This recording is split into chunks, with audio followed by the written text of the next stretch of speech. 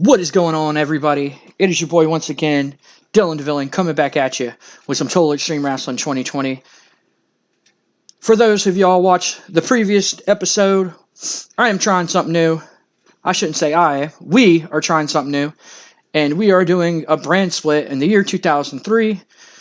Myself being Monday Night Raw, and my co-host being Smackdown. And without further ado, I would like to introduce my co-host.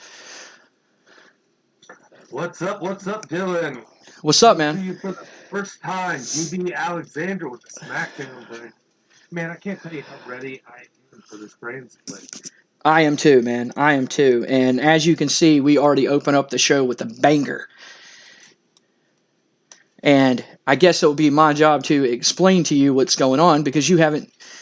We made the mutual agreement not to show each other our match cards and everything be a 100% surprise. And as you already see, you see The Undertaker in this segment, but he wasn't a part of the draft. Do you want to explain to people why The Undertaker wasn't a part of the draft? The Undertaker was a part of the draft because we had two protected picks. We were allowed to pick two people from the entire wrestling world.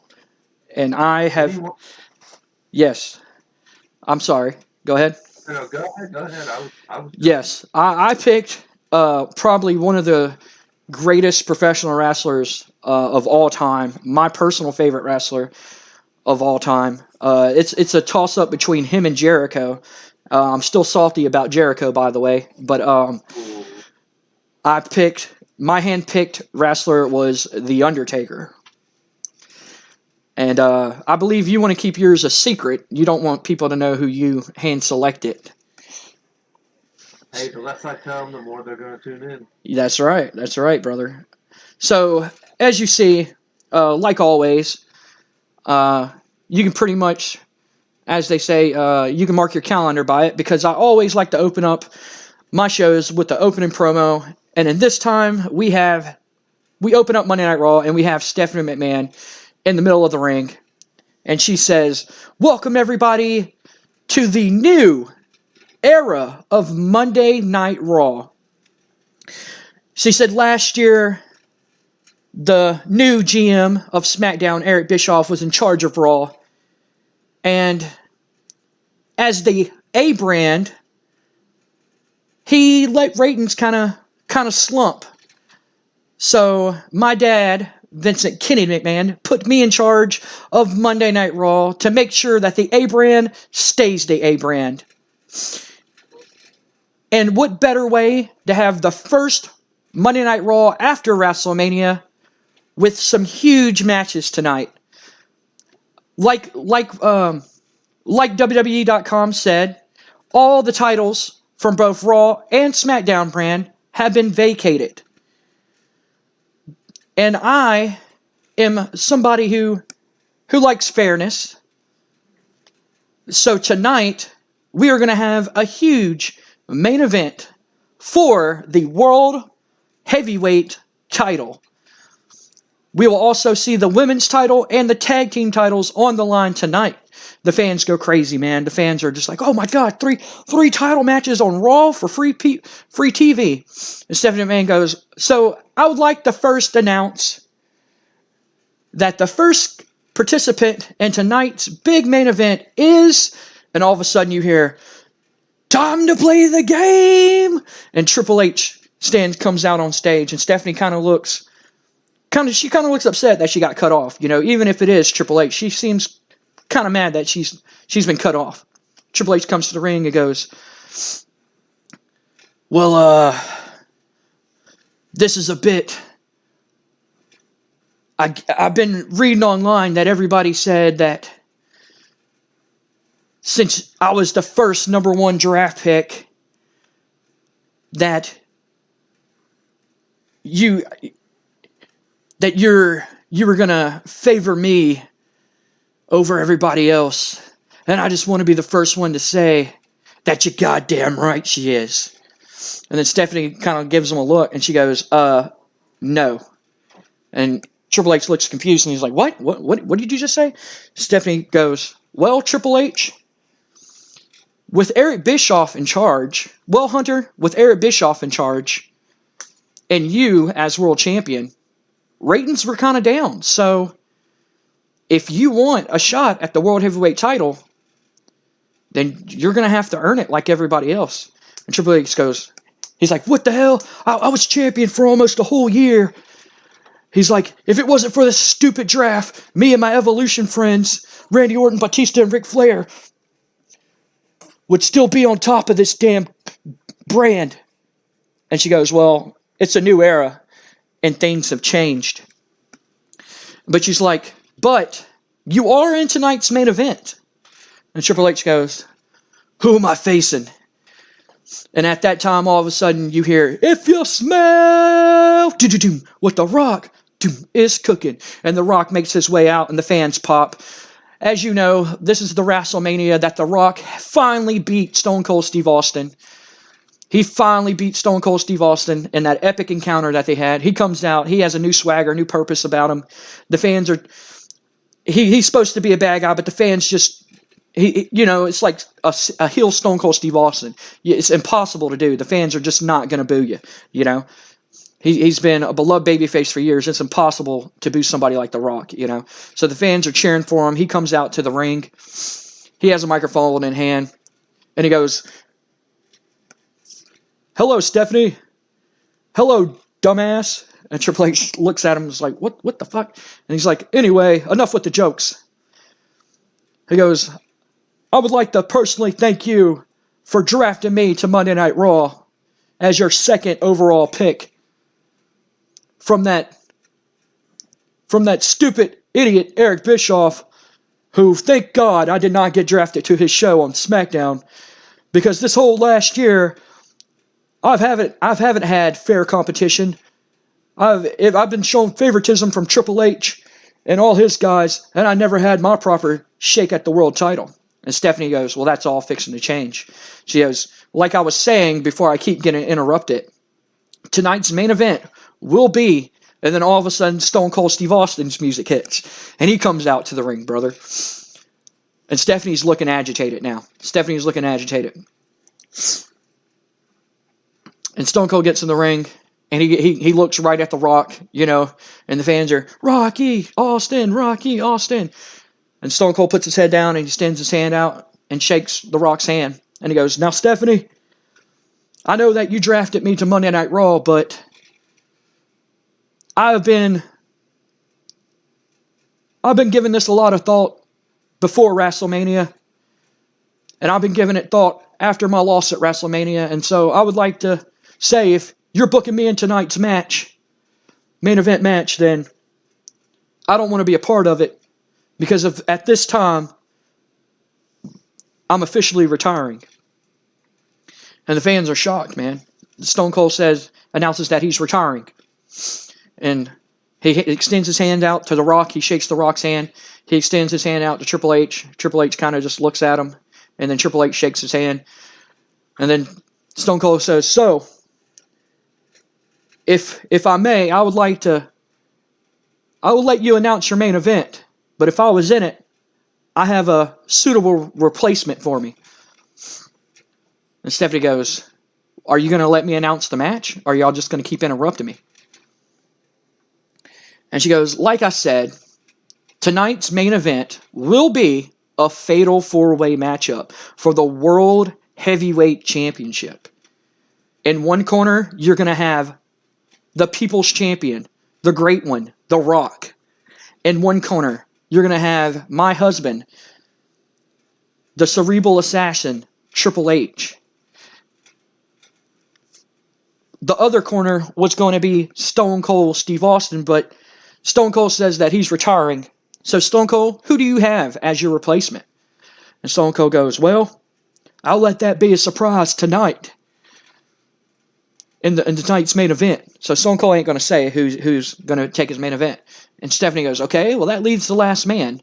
And the last man was the guaranteed protected pick for Monday Night Raw, The Undertaker. So tonight's main event, I know this has been a long segment, but tonight's main event will be The Rock, Triple H, The Undertaker, and a hand-picked wrestler from Stone Cold Steve Austin to be in tonight's main event for the World Heavyweight title on Raw brand. The segment got a 100. Raw debuted the People's Champion. It got great. Favoritism in the workplace, I don't know. It advanced, and a whole new era advanced. Triple H struggled, which that's kind of bullshit, don't you think? Yeah, I don't believe that. Yeah. So one of the best promos. So yeah, of especially this era. I mean, I have 3 of the best promos in the business right there. So let's handle these changes. The Rock was a bad guy. I am now going to complete success. Awesome. And we're going to move on to the next segment, which is the opening match of the night. 76. Awesome stuff. And it is Edge, and he defeats Raven with the execution. Edge with almost an 80, man. That's kind of shocking. I thought he was going to be at least in the 80s, but he got a 79. Raven with a 63. Good rating from Raven. Jim Ross and Jerry the King Lawler have perfect chemistry calling matches together, which I'm pretty sure we all know that. So what do you... Imagine that. Yeah, yeah. So what do you think of this segment, man? This is, I've always been a big Raven fan, so I'm excited to see what you do here. I mean, obviously, Edge has to take this win because, for obvious reasons, it's 2003, Edge is on fire. But yes. I'm real excited to see what you do with Raven going forward. Okay. All right. I'm sure the fans at home are wondering what I'm going to do at Raven also. But after this segment, we go to commercial break, and we come back from commercial, and we see, oh, John Laurinaitis, you dickhead. Anyway, we see Edge, and he's walking back to the locker room, and he gets stopped by Christian. And Christian stops him, and he goes, hey, long time no see, man. And Edge goes, yeah. What do you want? Christian goes, hey, take it easy, man. Take it easy. I just want to officially welcome you to the A brand. I mean, I know last year you got drafted to the B show, but hey, man, welcome to Raw, I guess. And Edge goes, oh, yeah, thanks, man, thanks. Christian goes, that was a pretty good match out there that you had with Raven, but I'm about to go out there and show you why I got drafted to the A brand the first time around. And Ed goes, okay. You think you're better than me? And Ed Christian looks at him and goes, hey, man, I didn't say it. You did. And Edge goes, all right, well, who you up against? And he's like, I'm booked against Booker T tonight. Edge goes, all right, man, well, if you think you're better than me, then beat him quicker than I beat Raven tonight. And Christian goes, oh, I plan on it. And then they kind of give each other like a friendly smile, like a, how can I explain this? Like a, Smirk almost? Said what? Almost like a smirk? Like two friends trying to one-up each other type thing, Yeah. Like as a kid, like your friend's just like, well, I got this cool Hot Wheel. And you're like, well, I got 2 cool Hot Wheels. So, kind of like that. They're trying to, I'm better than you type thing, But they seem to be getting along. They seem to be getting along and doing that. So also tonight, we're going to have Christian versus Booker T on the card. Segment got a 74. Edge came up with a new catchphrase. That's awesome. He improved well throughout the segment, and Christian loved not having a script. Oh, no.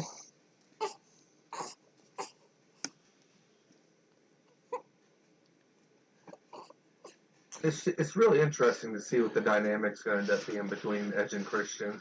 I mean, they could end up being best friends and running Raw for all we know, or who knows, maybe this friendly competition everything's going to fall apart and you have Edge and Christian fighting the whole way.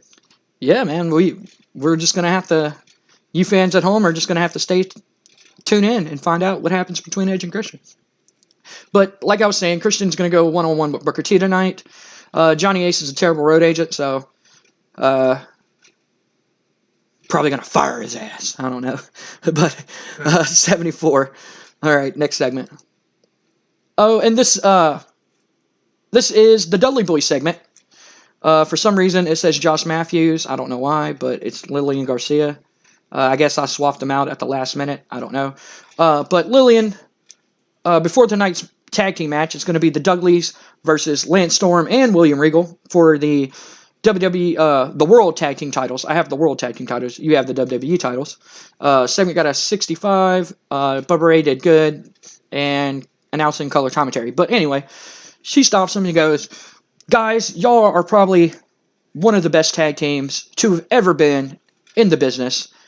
Do y'all feel confident about your match tonight?" And Bubba goes, "Confident? Do I feel confident?" He goes, I guarantee that we're going to win tonight. You put us up against two jabronis like William Regal and Lance Storm.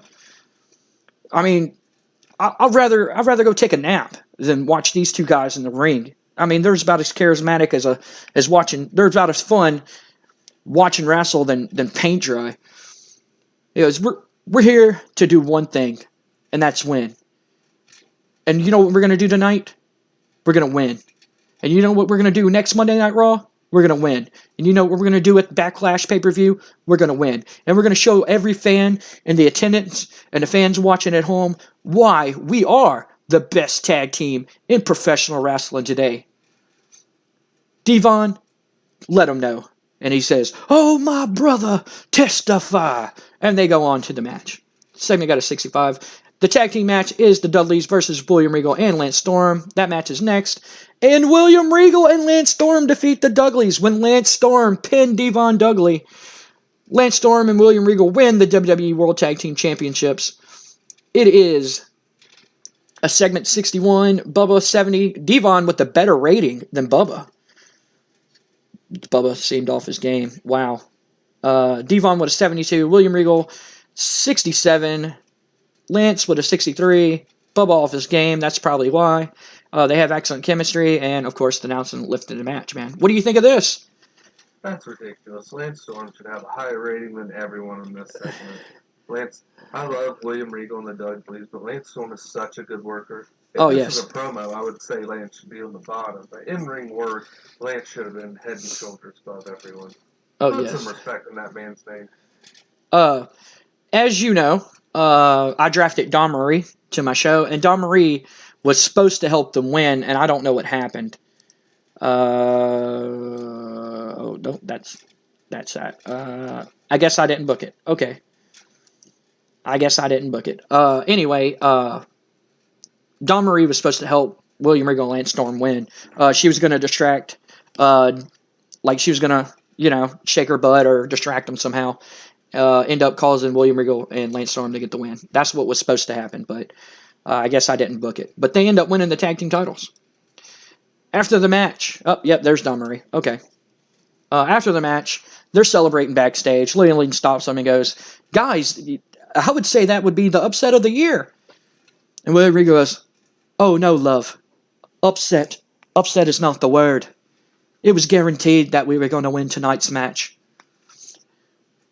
They like to boast and brag about how they're the world's greatest tag team in professional wrestling. Well, we just proved that they're not the greatest at all. That, in fact, they should just go ahead and hang up their boots and tag team wrestling, because as long as it's William Regal and the lovely Don Marie and Lance Storm, I don't see us losing these titles anytime soon." Hopefully I did a good William Regal impression. But the segment got a 46. Could have did better. Lillian Garcia underperformed, and William Regal came across well. So what do you think, man? William Regal and Lance Storm, new tag team champions. I'm a big fan of it. I want to see how big of a part Dawn Marie plays in it. Hopefully she can help them with these segments. Yes. I knew they would suffer when it came to promo-wise, but let's hope William, he can cut a promo now. Don't brush William Regal underneath the rug yet, man. He can cut a promo. Yeah. I just think Dawn will pump up the segment. Yeah. All right, we're going to move on to the next segment. And it is the Booker T and Christian match. It got a 73. And Christian defeated Booker T when he cheated and used the ropes. He grabbed Booker T's tights, and hanged onto the ropes and cheated. Booker T with an 81. Amazing rating. And Christian with a 71. I actually thought the roles were going to be reversed here. I thought Booker T was going to get the better. Christian was going to get the better rating over Booker T. But wow, Booker T with a 81. I mean, I knew Booker was good, but I didn't know Booker was that good. So that's freaking awesome. Booker's pumped good. People want to see him. That's going to up that performance every time. Yeah, man. Yeah, man. But Christian cheated to get the win. Do you remember the Edge? I know that we can't edit times, but for sake of story, Christian did defeat Booker T quicker than Edge. He was a man of his word, and he did beat. I know the times. You know, we can't edit the times. You know what I'm saying? Yeah. So it'll be funny for story's sake if you say that he beat Booker 20 seconds faster than Edge beat Raven. 1 second. 1 second. Yes, that's where I was going to get at. It was going to be 1 second faster than Edge. We move on to the next segment, and Christian comes to the back, and he walks. We go to commercial, and we come back, and he walks in the locker room, and Edge sitting there. You know, he's texting on his phone, and then he sees Christian walk in, and he stands up, and he goes, "So I guess you did it. You beat me." Christian goes, "Told you I was going to beat you." Edge looks at him and goes, "What do you want, Christian? What are you trying to do?" Christian goes, "Well, the way I see it, Edge, our tag team, we were considered the greatest tag team in the WWE.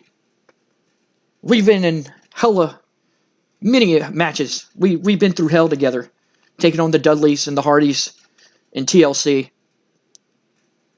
But honestly, I know a lot of the fans at home wants to see us get back together, but I got my eye on a bigger prize, Edge. And I'm just trying to show you that you may think you're better, right? Like your little theme song says, you think you know me. I do know you, Edge. And you're not better than me, and you were never better than me. So I tell you what, next Monday, I'm going to go out there and I'm going to beat you. And if Stephanie McMahon doesn't reward me the Intercontinental Championship after I beat you, then it will be a travesty." And Edge goes, "Yeah, I'll see you next Monday, man." And then that ends the segment. Segment got a 75. Edge did good. He improvised well. Segment gained heat, and Edge benefited from that new catchphrase. I guess his new catchphrase is going to be SpaghettiOs. So, yep. All right. Quality catchphrase, man. We're going to go on to the next segment. So, basically, in this segment, where I'm getting at is Christian is not too pleased that Edge is on Monday Night Raw. Christian believed that he's the best thing since sliced bread, and now that Edge is here, it's just more competition for him in the Intercontinental Championship. And basically, Christian is showing Edge that everybody thinks you're better than me, but you're not. I'm the better wrestler. I'm the better promo. I was the better one in the tag team, not you. So that's where I'm getting at. Segment got a 75, and we're going to move on to the next segment, which I believe it is Lita versus Trish Stratus, and Lita picks up the win.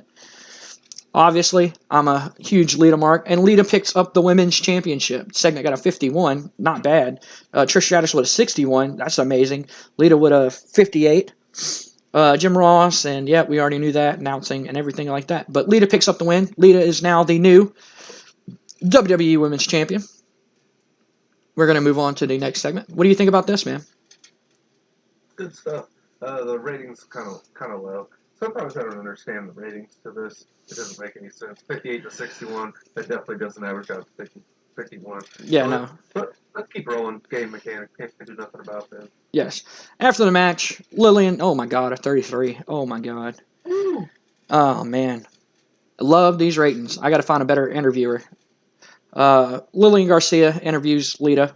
And she's like, "Lita, congratulations on winning the Women's Championship."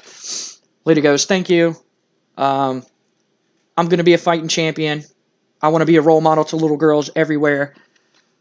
I'm going to show why I'm the best women's wrestler in the World Wrestling Entertainment Company. I'm in the WWE." I was about to say the World Wrestling Federation, brother. I'm so used to saying World Wrestling Federation.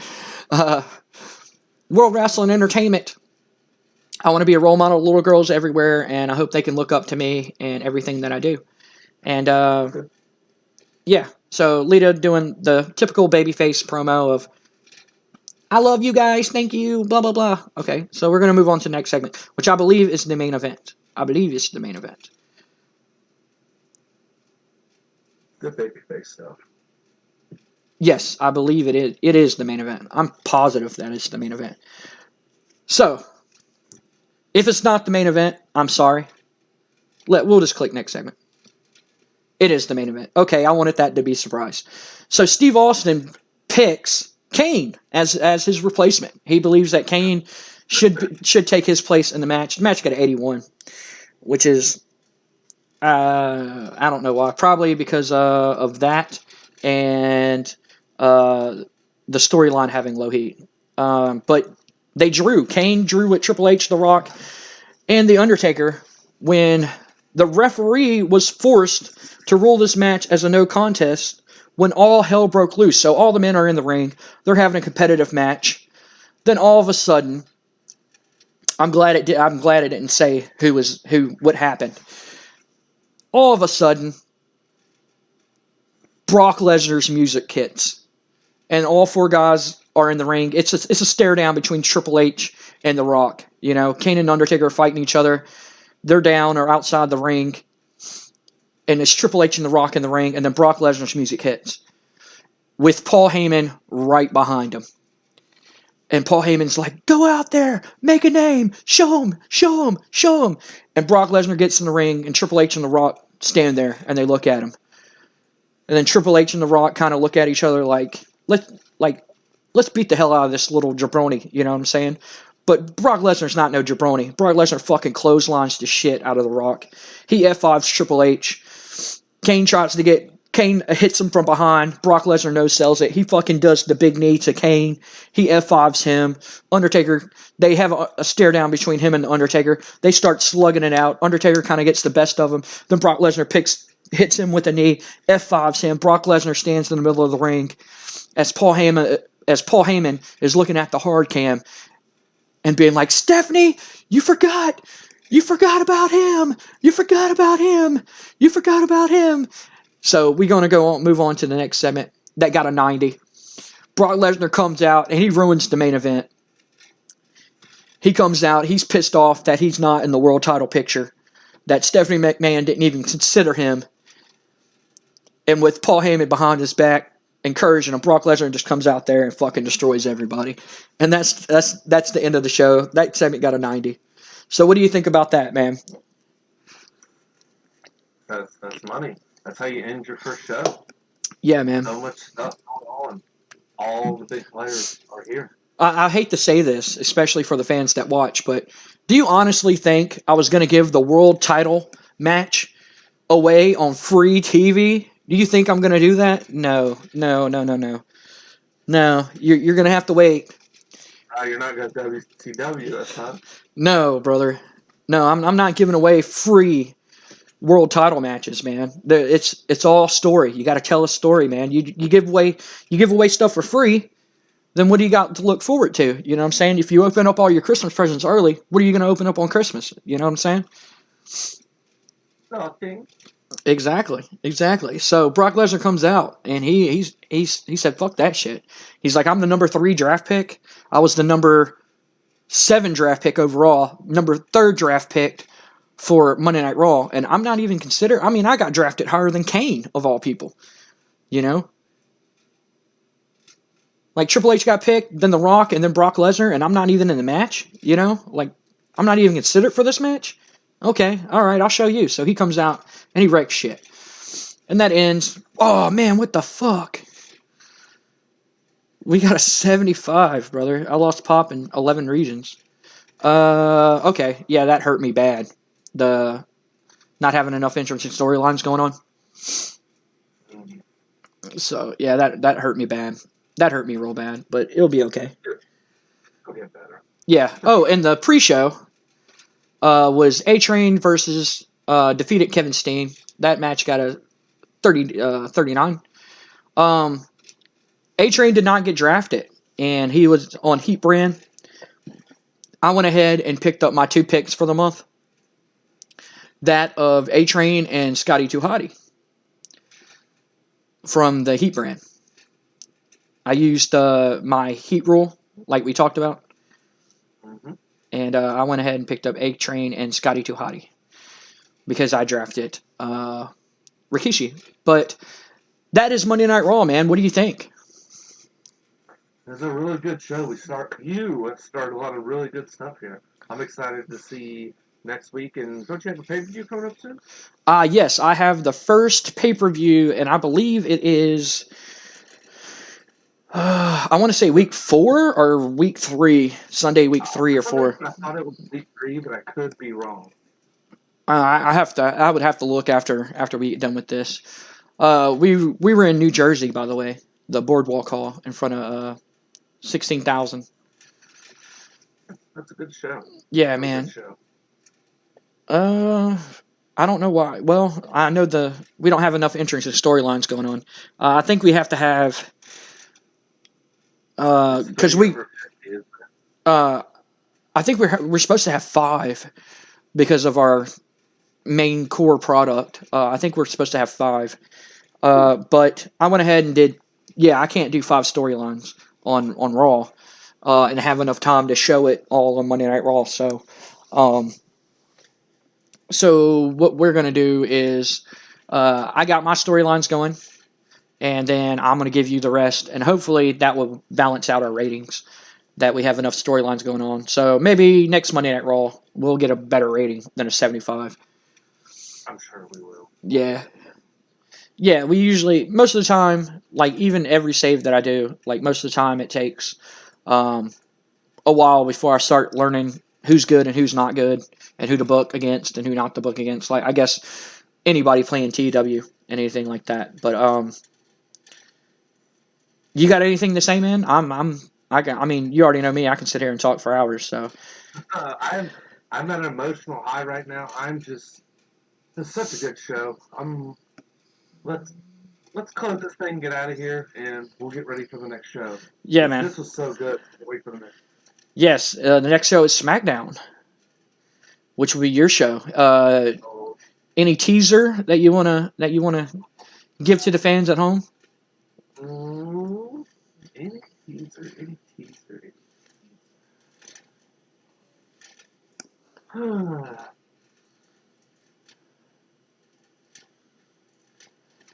No.